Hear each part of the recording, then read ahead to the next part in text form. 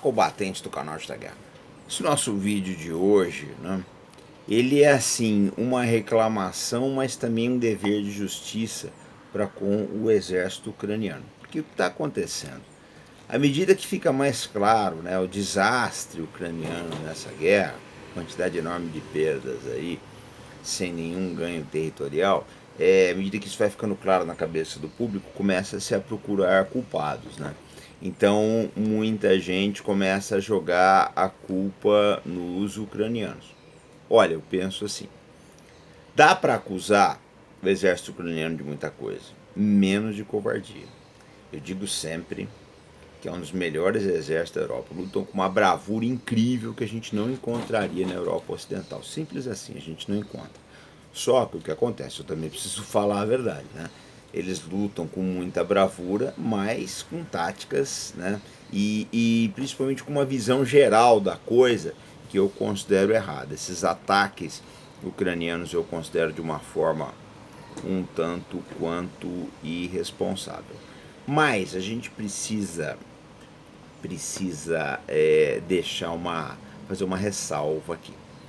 A Ucrânia usa em boa parte, ou usou, às vezes usa, às vezes não, mas é uma parcela significativa das suas operações. Eles usam doutrinas, teorias e manuais da OTAN. Vou dizer uma coisa para você, essa porcaria não funciona, pode jogar tudo no lixo. Por que eu estou dizendo isso? Basicamente, os exércitos da OTAN eles têm uma mentalidade de exércitos coloniais. Essa é uma verdade. Você pega o exército francês, para que ele foi usado em boa parte da sua história? Né? Para garantir as colônias.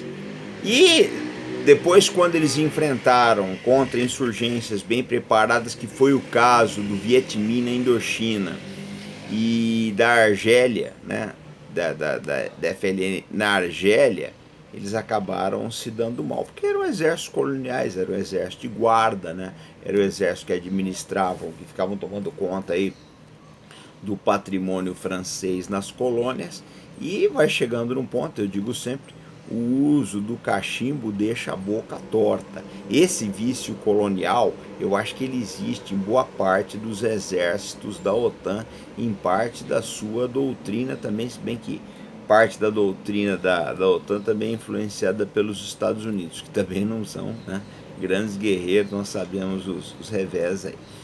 Mas o que acontece? Os países, né, que se baseiam nessa doutrina, a doutrina da OTAN, ela é aquela coisa sempre voltada para um inimigo, por força talvez da visão colonial, para o inimigo que eles enxergam como inferior.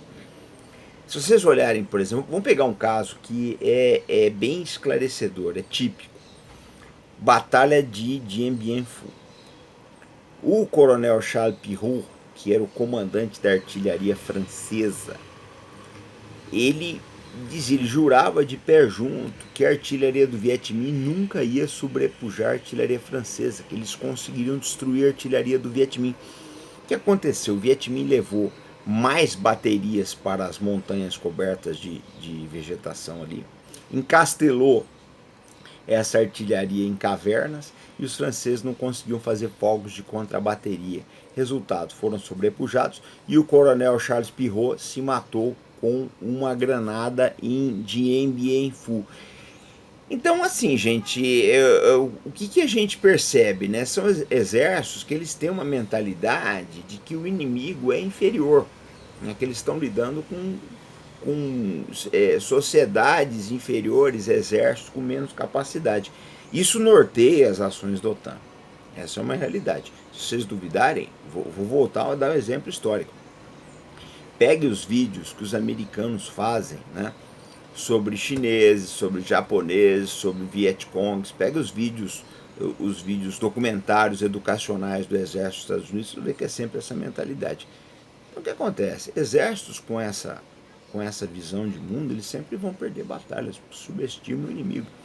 Então eu acho que qualquer exército, né, treinado pela OTAN faria feio na guerra da Ucrânia do mesmo jeito. Eu acho que faria mais feio ainda do que fez o exército ucraniano, porque não teria a mesma bravura. Eu penso que se fosse um exército como o francês, estivesse lutando na Ucrânia, já teria se rendido faz tempo, teria feito a paz, qualquer coisa.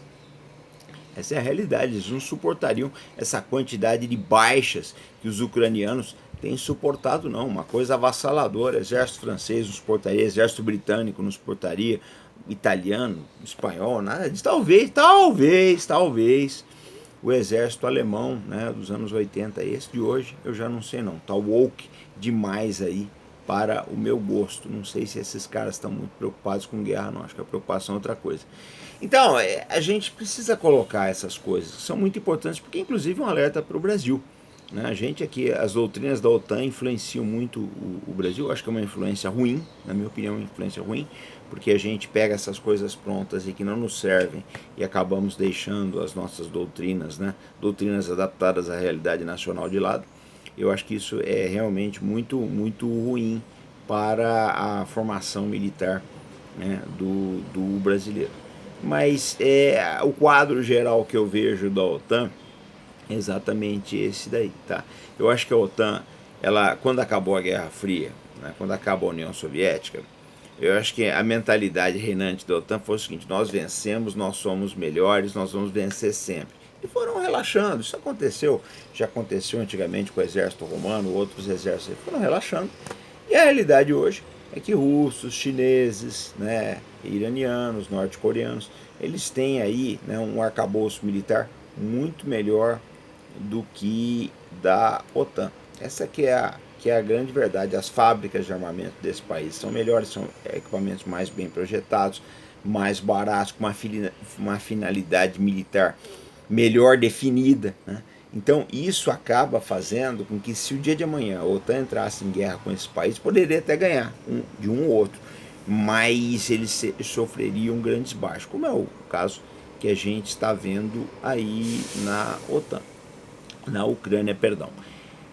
E, assim, o quadro geral que nós concluímos disso tudo: os ucranianos têm feito o que dá nessa guerra, né? Eles foram arrastados para uma guerra que não tinha necessidade. Uma vez tendo entrado nela, fizeram o que era possível, mas agora está chegando o limite. Não tem mais como exigir resultado de um exército maltratado como esse, né? Que já teve aí diversas mobilizações, né? Está levando pessoas assim que em condições normais não iriam para a guerra, como mulheres e gente mais jovem e alguns mais velhos. Em condições normais as pessoas não seriam recrutadas, né? Então eles estão chegando efetivamente no limite. Só falta mesmo o Ocidente interromper o seu fornecimento de armas, que é uma carta que já começa aí a aparecer no baralho. O quadro que a gente observa é o seguinte: a Ucrânia tenta, né, depois do malogro da contraofensiva, eles tentam fazer algumas defensivas, que eu acho que seria o melhor caminho para o exército ucraniano, mas eu temo que seja um pouco tarde, porque eles não vão ter efetivo para mobiliar toda a frente, né? Tentam alguns contra-ataques aí, tentar a história da cabeça de ponte, para mim não vai virar nada. Essa cabeça de ponte na margem leste do Dnieper, para mim não vai dar em nada, porque para manter cabeça de ponte você precisa ter uma superioridade de fogos muito grande. Nós sabemos que os ucranianos não têm, podem ter localmente por algum tempo, mas não vão ter todo o tempo. A Rússia cedo ou tarde vai acabar sobrepujando disso, de maneira que o que sobra hoje em dia, né, é uma bateção de cabeças no Ocidente para começar a fazer diversas coisas. Primeiro, precisam dar uma versão, né, de por que a guerra a Ucrânia perdeu. Segundo, também precisa arrumar sujeira, porque tem muita gente na Ucrânia que sabe demais, que pode falar. Segundo, também precisam dar um jeito de fazer com que o russo pegue leve daqui para frente, porque os russos vão impor as condições. E também um outro problema, né, é que já vão começar a aparecer os escândalos, armas que foram contrabandeadas da Ucrânia, o dinheiro que desapareceu, né, e uma série de outras coisas aí. Então, o que eu posso dizer, teremos tempos bastante interessantes pela frente, mas eu acho que é hora de refletir para o fato de que essas doutrinas, esse pensamento, essa construção militar da OTAN, ela não atende o Brasil de forma alguma, uma construção anacrônica, obsoleta, baseada no colonialismo, baseada em algumas ideias aí, né, de superioridade ocidental, de uma superioridade que não existiu, de maneira que eu penso que a gente precisa abandonar tudo isso e buscar soluções próprias. O brasileiro consegue porque ele é criativo, né? É trabalhador e sempre acaba encontrando novas soluções. Até mais, pessoal.